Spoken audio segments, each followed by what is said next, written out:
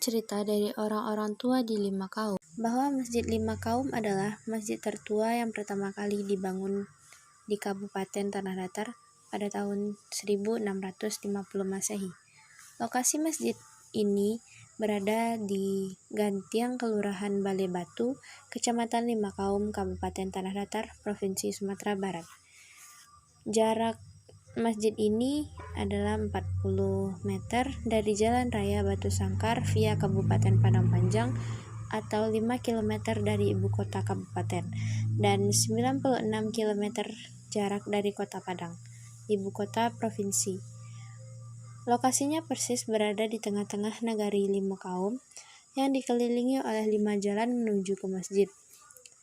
Pada awal didirikan, bentuk masjid sangat sederhana yang hanya beralaskan batu-batuan yang disusun secara rapi dengan ukuran tertentu sejenis langgar, tetapi tanpa dinding dan tanpa atap. Kemudian dalam perkembangan selanjutnya, tepatnya setelah 25 tahun berikutnya, yaitu pada tahun 1675 Masehi, mulailah dilakukan penyempurnaan bangunan masjid sebagaimana lazimnya wujud sebuah masjid jami' yang biasa digunakan untuk sholat Jumat atau sholat 2 hari raya. Setelah memperhatikan perkembangan pemeluk agama Islam di nagari Lima Kaum semakin meningkat jumlahnya, maka pada pembangunan ketiga tahun 1710 Masehi ada kesepakatan penduduk setempat untuk membangun masjid yang lebih besar lagi dari yang sudah ada, dengan melibatkan beberapa joprong atau desa di sekitar nagari di Lima Kaum. Pembangunan masjid ketiga inilah yang dikerjakan secara gotong royong dengan melibatkan berbagai lapisan masyarakat tanpa terkecuali, seperti nenek mama, kaum cerdik pandai, alim ulama yang dipimpin oleh Abdul Jalil. Kegiatan pemugaran yang dilaksanakan secara swadaya oleh masyarakat setempat telah beberapa kali dilaksanakan, antara lain pada tahun 1908 Masehi dilakukan penggantian atap ijuk dengan seng. Pada tahun 1940 dilakukan pembuatan serambi masjid di ujung masjid sebelah timur dan penggantian bilah-bilah papan lantai dan dinding masjid yang sudah rapuh.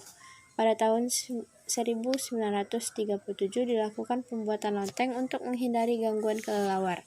Pada tahun 1969 dilakukan perbaikan dan pelebaran mihrab masjid untuk ujung barat masjid, dan pada tahun 1977 dilakukan perbaikan jendela dan pemasangan kaca nako jendela masjid. Pada tahun 1984 Masehi dilakukan kegiatan studi kelayakan terhadap Masjid Lima Kaum oleh Proyek Pemugaran dan Pemeliharaan Peninggalan Sejarah dan Purbakala Provinsi Sumatera Barat. Sedangkan kegiatan penelitian terhadap Masjid Lima Kaum oleh Pusat Penelitian Arkeologi Nasional pada tahun 1985 dengan tujuan inventarisasi penyebaran benda cagar budaya masa Islam dan studi proses asimilasi di Provinsi Sumatera Barat. Pada ruang utama dalam masjid ini, ruangan utama itu berfungsi sebagai ruang sholat. Terdapat tiang-tiang yang terbuat dari kayu dengan tiang utama berdiameter 75 cm dan tinggi mencapai 55 meter. Seluruh kayu yang digunakan dikumpulkan secara bersama oleh masyarakat setempat selama sekitar 1 tahun dari Bukit Sangkiang sampai Bukit Dadih, Talagu Gunung. Tiang utama ditutup dengan triplek sehingga membentuk segi 8 yang di dalamnya terdapat tangga naik ke bagian puncak yang berbentuk spiral atau melingkar ke arah kiri. Masjid Raya Lima Kaum didirikan jauh sebelum Belanda masuk ke Minangkabau, sehingga tidak ada pengaruh arsitektur Barat atau Belanda terhadap bangunan masjid ini. Arsitektur masjid ini umumnya dipengaruhi oleh corak Minangkabau dan bentuk atap merupakan sinkretisme antara Hindu, Buddha dengan Islam. Agama Islam sudah diperkenalkan dengan penduduk nagari Lima Kaum pada masa Sultan Alif dari Kerajaan Pagaruyung pada tahun 1560 Masehi, yang sebelumnya kerajaan ini diperintah oleh Raja Adityawarman yang beragama Hindu.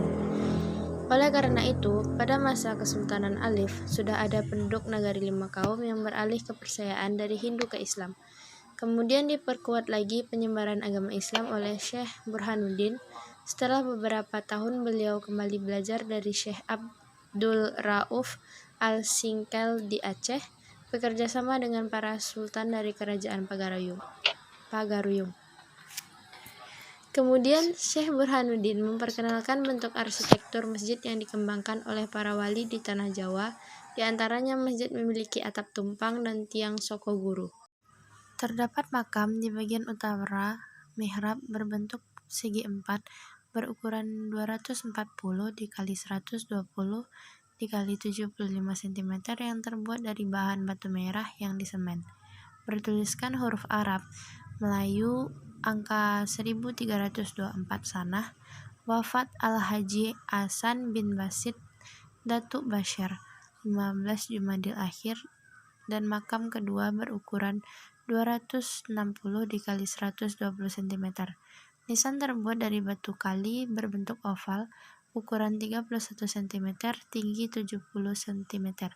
Dihias dengan bunga dan angka 1321 dengan huruf Arab Melayu.